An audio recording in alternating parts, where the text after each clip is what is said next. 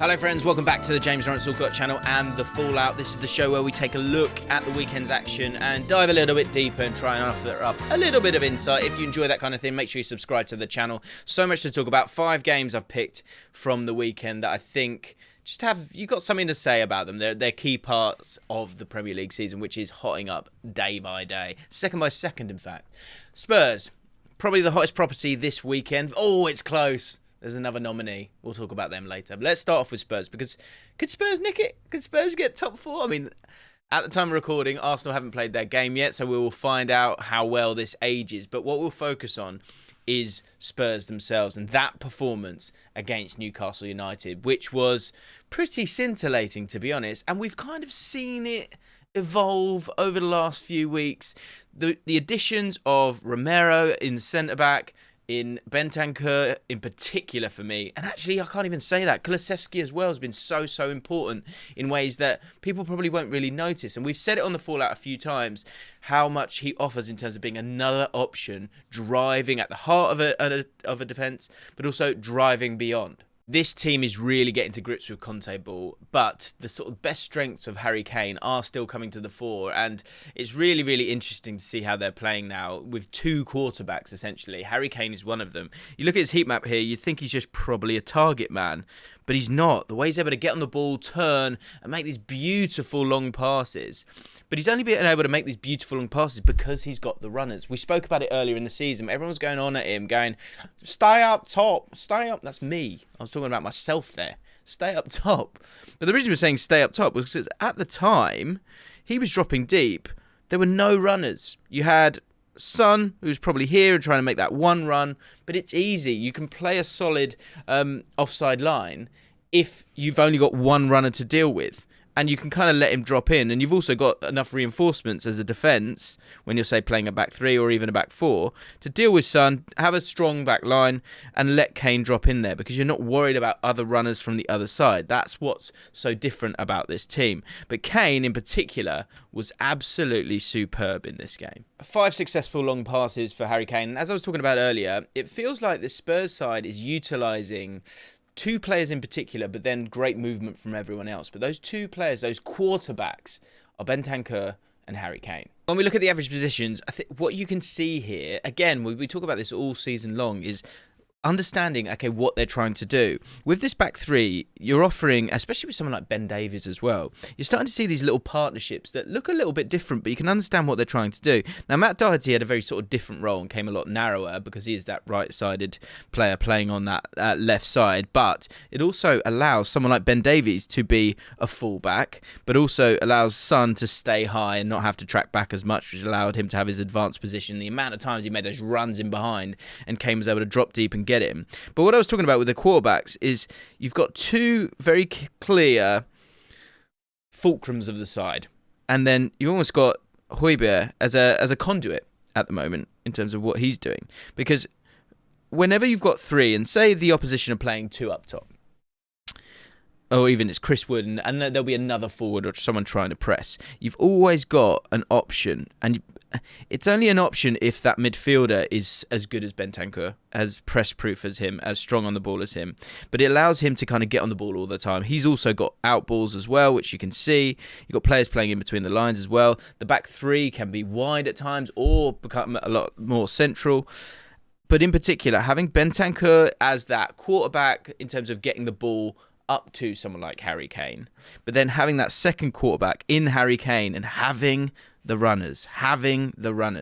And Doherty, to be fair to him, would make those runs as well. And you saw that from the goal that was created for Emerson.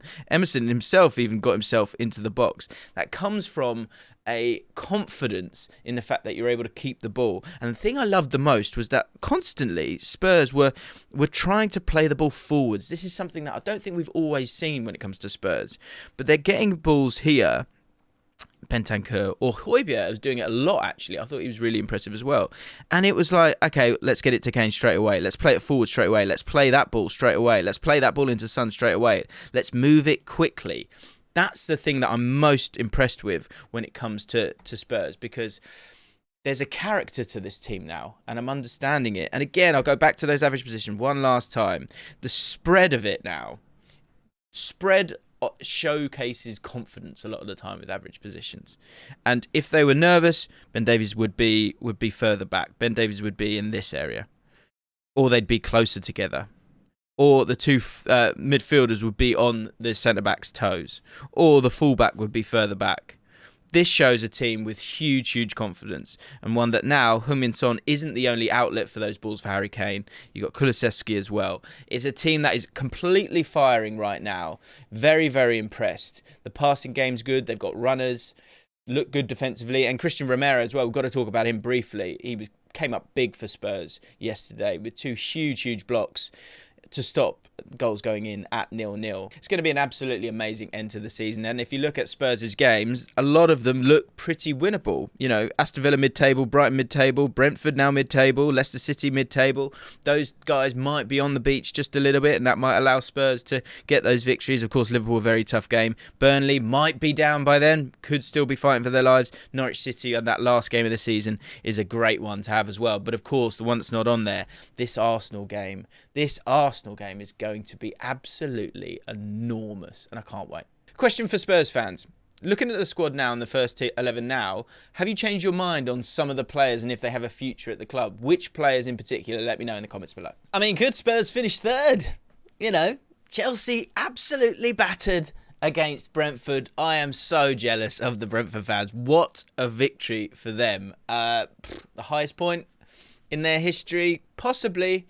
I think that would, I don't know, I don't want to give Chelsea the credit for that, but to beat a team of that stature, European champions, world champions, is absolutely astounding. Away from home, for the fans that were there, I know a couple of people that were there, and yeah, wow, they obviously enjoyed themselves. And I think all the Chelsea fans, this is the one that all football fans love, the Chelsea fans were going at Brentford after Rudiger scored his goal, and then some of the same fans were leaving after the third goal went in. So as a smaller club, you've got to enjoy those moments, and we will be talking about Brentford and how brilliant they were. But first and foremost, Chelsea deserved that. Tuchel deserved that for being kind of thoughtless, which is not really what Tuchel does. Maybe he's trying to give people an opportunity. Of course, he's got the Real Madrid game coming up, so I wanted to be careful there. But they played a back four, and I don't understand why they played a back four. They've not done that in any game where they've had any kind of concern for the opposition. But clearly in this game, they didn't think they did at all. In terms of the two forward players, in terms of Timo Werner, Hakim Ziyech, you've got two players who want to come inside. And also two players that probably don't have that defensive nous or desire to get back. So what that means is that a team like Brentford, who are quite direct, and I think we can probably see that from both the possession, 21%, but also the long balls as well. You know, 54, only 21%, 21 of those 54 were spot on and accurate. And only 187 accurate passes in the whole game. 260 passes is really small. But they were direct, and they were going at the heart of this back four. And it was one where, of course, they were going to go at the heart of this back four. And Eriksen had played in international duty, so he was going to play in this game. And it was going to be quite clear how they played as well. And you can see it from the average positions. It was really odd as to what Chelsea were trying to do here, especially with someone like Thiago Silva, who is a wondrous defender, but you know, is a little bit older. Christensen was on the bench. Malang Sarr was on the bench. Don't know where Chalobah was. He wasn't even in a matchday squad. So you could have played a back three and you would have had more options.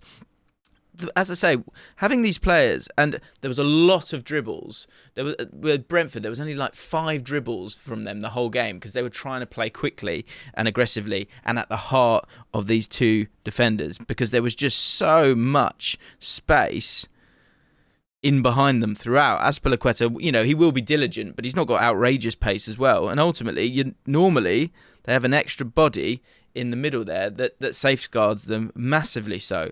What Brentford did so brilliantly was they had their solidity, they had their back line. As I said, they played quite a few long balls, but they then had 4 players that were allowed to sort of get on in central areas, and they caused absolute havoc for Rudiger and Thiago Silva. You had that great safety that Norgard provides in the centre. Your back three, of course, your 2 fullbacks who were pinned back a lot of the time, and that's generally down to the fact they didn't have a lot of possession. Rico Henry generally likes to get a bit further forward, actually, and that's actually Ethan Pinnock just on the left side of him. But what I really liked was the front four. And when I talk front four, I thought Janelt, who is just bundles of energy, absolutely bundles of energy, getting forward, got himself 2 fantastic goals as well. And Mbeumo and Ivan Toney almost playing like a front 2 when they had the ball.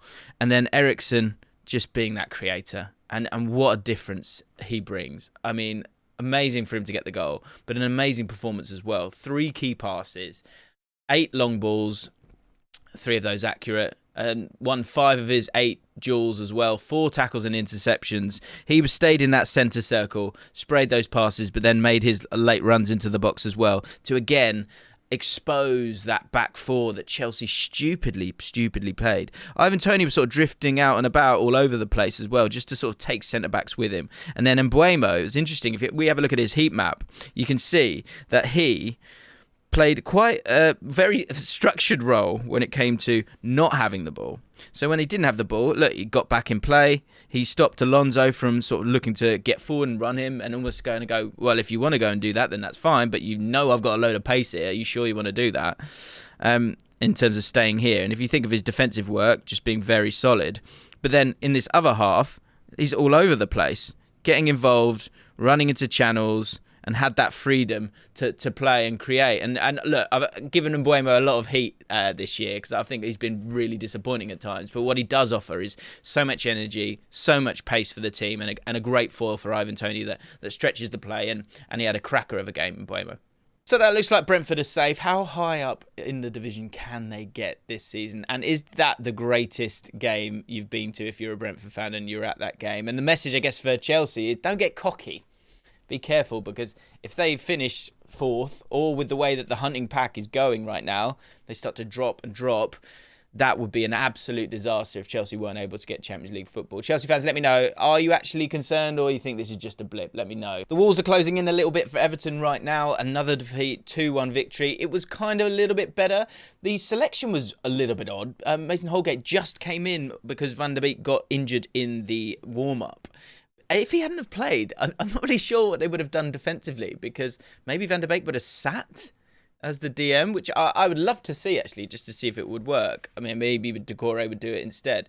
But initially, that wasn't what was going to happen. And when we look at the average positions, actually, Holgate sorted out the team quite well, the number 4 there, in terms of being that defensive guy. Obviously, he made an error in terms of giving Aaron Cresswell that opportunity. Look, fouls are given away all the time. He's trying to go and win the ball. Doing it on the edge of your box when they've got someone like Aaron Cresswell, I think that shows a lot of foresight to think about that in that moment in time. You know, combative midfielders give away free kicks at times. But the problem with Everton massively, at one end, so many errors leading to goals. So many errors. You know, the Iwobi one is terrible. They now have 8 errors leading to goals this season. That's the top of the Premier League. Next best is Watford with 7, then Arsenal with 5. So way out in front of that. Michael Keane getting sent off. I mean, just thoughtless, really. Panicky. And obviously there's not a very clear structure of knowing, okay, what do I do here? What do I don't here? When do I commit? There were moments where Michael Keane kind of had to do that kamikaze defending prior to that and actually made a couple of good tackles. But in that moment, just completely unnecessary what he was doing. I just don't really understand what he was trying to do. A few elements of positivity that you could offer up is the fact that Dominic Calvert-Lewin, who was pretty poor in the game, if we're honest, having him back alongside Richarlison does give them that option further forward. But in Mikalenko and John Joe Kenny, I just don't see the quality there, really. That's the problem for me down the other end. You know, one big chance created in the last 5 Premier League games. I know Richarlison had a couple of moments in this game, but overall, those are the stats right now. One big chance in the last 5 games. The individual mistakes have got to stop. I think Patterson coming in would be a huge help for them as well, as a bit more attacking verve down that right-hand side. The home games are going to be absolutely huge for them. And if we have a look, I was having a look at Burnley's games. That game on Wednesday is absolutely enormous, Burnley versus Everton. One of the 2 games that they've both got in hand on Watford. And it looks like it is that 4 now that are going to be battling it out for it. And if they can win that somehow, that game, it becomes huge. Because the Burnley-Everton game, absolutely massive. But for Burnley after that, Norwich still to play. Southampton on the beach. Wolves, are they on the beach a little bit now? Maybe I'm being a bit kind there. But Watford, obviously that's the 6-pointer. Will be huge. Be interesting to see where Watford are at that point. Aston Villa going for a tricky time. Tottenham's tough, but Newcastle could be safe by then as well. You would expect them to be safe there. So there are points there for Burnley. There really are points for that. And in particular, there's such a difference in terms of the pressure. There is so much pressure on this Everton side. And I think you can see that right now. And the structure isn't as coherent as you'd like. I think sometimes when you're not winning games, you can kind of, okay, try this, try that, try this, try that. Lampard getting a couple of players back. They've had horrible injuries, but now they need to settle on something and stick with it, in my opinion. Liverpool winning 2-0 against Watford. Needed that last-minute penalty, though, didn't they? Should they be worried? Absolutely not. Absolutely not, Liverpool fans. Don't worry at all. So dominant. So dominant. Look at that momentum bar. Absolutely outrageous. Partly down to the fact that Watford just decided to play a long ball throughout. 2.66 expected goals for Liverpool in this 2-0 victory. 0.90 for Watford, who, just sort of came to be, I guess, keep the ball as far away from the goal as possible. I think that's what Roy was trying to do, 73% to 27%. And as I say, long balls, 63 long balls, only 22% of those accurate. I think that's what he was sort of trying to do. Did create 2 big chances from it. João Pedro with a huge chance. Didn't take it. Only 2 big chances for Liverpool in this game. But they were very, very comfortable. And it was almost robotic the way that they were playing. So impressive in terms of just whoever's in there, they're fine. Do you know what I mean? The tactical familiarity. And there's actually one thing that I thought was really, really interesting was the role of Joe Gomez. Now, we don't know what's going on with Trent, and you would imagine that he might be fit for the Benfica game, but keep an eye out because with Darwin Núñez, he likes to drift off to that left-hand side. He's got great physicality and pace. I just wonder if Liverpool want to play Joe Gomez in that game and save Trent for the Man City game. Of course, you've got to kind of utilise your squad the best you can. And Joe Gomez was absolutely fantastic in this game in terms of just understanding how the team works and evolving and manipulating his role to fit that. I think that was a really, really impressive thing from Joe Gomez. Did really, really well on that right-hand side. Of course, didn't come as narrow as Trent would. But that's okay. You still allows Salah to go forward. And as I say, when we're talking about being tactical familiarity and that robotic state of Liverpool, there it is for all to see. Again, it's just the same stuff every single week. You have your 2 centre-backs sitting back there, dealing with everything. 2 fullbacks bombing on, even if it is Joe Gomez here. Number 12, Robertson, of course, bombing on as well. Jota on that left-hand side instead of Mane, giving him that rest maybe for the Benfica game. Firmino as that false 9 and Salah trying to get in behind the whole time as well. It's different personnel at different times, but it's the same stuff. And you saw it at AFCON, different players coming in to different situations and getting the job done. It's a wonderful Liverpool side.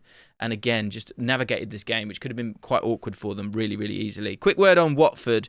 The problem I've got with Watford is the midfield lacks verticality. So you've got Kucka.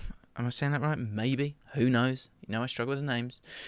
You've got Kucka, you've got Sissoko, and you've got someone like Loser, who I like Loser. But the problem with that 3 is if, say, you bring in Cleverley, which sometimes they do, you just haven't got like players who play in the spaces. You just got a lot of robust players who are going to go and try and win the ball back. And I think that hurts them a bit and leads to them having to play these sort of long balls to try and get some of their players involved in the game. That is a more defensive nature that will mean that you concede less goals, and that's what Roy's probably trying to do. Just have sort of solid players and a solid base where you try and deal with the press of Liverpool, have that safety net as well. But in terms of scoring goals against lesser sides, I would be concerned about that midfield 3, because when they go, okay, well, let's have a little bit more of a go, that's when they might come unstuck. And last up, Man United versus Leicester City. Rashford didn't start in this game. I don't understand why. I think, look, when someone's struggling with that little bit of confidence and you've got other players out injured, I think you've got to give Rashford a go here. I really do. Pogba and Bruno Fernandes, it didn't work. Bruno Fernandes trying to stay up there at times, but dropping deep a hell of a lot. And that means that you haven't really got a focal point unless it's very clear that someone like Alanga's trying to kind of get forward, which I think he did at times. But really, the big problem here for Man United, and it's been a problem all season, is the sort of the focus on the left-hand side. It's always been down the left-hand side. And it was the same last year, but you had Wan-Bissaka as someone who's just kind of like covering for the side, and you also had forwards, and you had runners. What's so strange now is that, so first of all, let's have a look at the stats. Wasn't an absolute dream of a game. 11 shots apiece, which is pretty low, let's be honest. And just a lot of passing. Pretty boring, pretty dull stuff. In terms of how they were attacking, Man United, as you can see here, I think it's like 43% on that left-hand side, focusing on that left-hand side with Sancho and Luke Shaw. Leicester, they were focusing on the left-hand side as well with Harvey Barnes, but when you look at the average positions, you can see that although Leicester City do that, you can see that Maddison is on that right-hand side. Kelechi Iheanacho is on that right-hand side, and they're there to be an option. There's not a lot of width here, you can see that, but Maddison is here to come and get on the ball and then play those passes. You might try and switch it as well, but you've got Iheanacho trying to make those runs in the channel because he's willing to do so. But then when you look at Man United, it just feels really lopsided and one-dimensional. It's down that left-hand side the whole time. And because there isn't that kind of movement from side to side as much, you've then got someone like Dalot who's kind of stuck on this halfway line. He kind of has to be because he needs to focus on, you know, being that insurance a little bit. But because the focus is always down that left-hand side, he can't get higher up the pitch. And look, he's a really good crosser of the ball. So when it does come over to that side, yeah, maybe you could put those crosses in. But to who? Because you haven't got that backboard, because they decided to not play a forward. Also with someone like Pogba might want to play those switches across here. But again, he's never going to play these passes into here because it takes too long for him to get across, and then Delot's just like trudge up here. So there's just never an option on that right-hand side. And when there's not an option on that right-hand side, defensively, it's less for the opposition to think about, and it makes it a lot easier. Also, the front three here, if you look at the positioning of those three, that's okay. But you need, if you've got a striker, you have to have a focal point there instead. Or you have to have Elanga and Sancho being, let's think, say, like Man United, you know, Salah would be further up, wouldn't he? Mane or Jota would be making these diagonal runs. Sancho doesn't want to do that. And Elanga, you know, he's happy to do that, but it's in the opposite direction. And if you do it in the opposite direction, then Delot's even more alienated. It's really, really one-dimensional, and it's a stupid decision, in my opinion, to not play someone like Rashford. I know he's struggling with confidence right now, and it's games like this where you're going to go, if you're Rashford, you're going to go, do I need this? Bruno does not want to play up front. He just doesn't. And in terms of getting the best out of Bruno, him playing up front, again, is not that option. So let Rashford play, be it for his own confidence, to show a little bit of belief in a player, but also to say, try and get the best out of someone like Bruno. It does make me think about Rashford. I think for him, someone who's probably thinking about his future right now and thinking, do I need this? Do I need this kind of scrutiny and pressure? And it makes me think about youth prospects at Man United in general, because if you ever look at the opposition here, you've got some really great players for Leicester City. Kiernan Dewsbury-Hall, gone to Luton, has now had a fantastic season for Leicester City this year, won the ball, that gave the ball to Maddison, who is great as well and has grown, but also doesn't have the same scrutiny. Now, Maddison's got that personality that you kind of love him or hate him. But at Leicester City, he's kind of allowed to be the star there, but there isn't that outrageous pressure on him, really. And it allows him to sort of improve his numbers, and he's now got one of the best goal contribution numbers in the league. But again, he's able to kind of do it over there, if that makes sense. And then again, someone like Harvey Barnes, who's maybe being slept on, as is Maddison maybe, and maybe I'm doing that as well when I did my World Cup video.